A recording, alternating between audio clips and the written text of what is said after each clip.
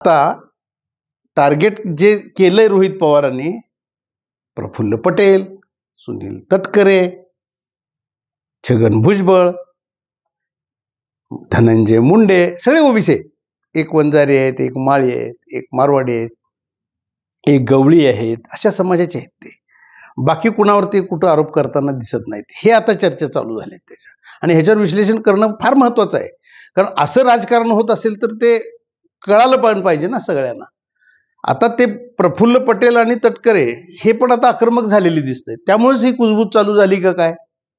म्हणजे आमच्याच पक्षात फूट पाडायची. आता सुनेत्राताई पवार पण काय राजकारण त्यांनी बालपणापासून बघितलेलं आहे ना घरामध्ये.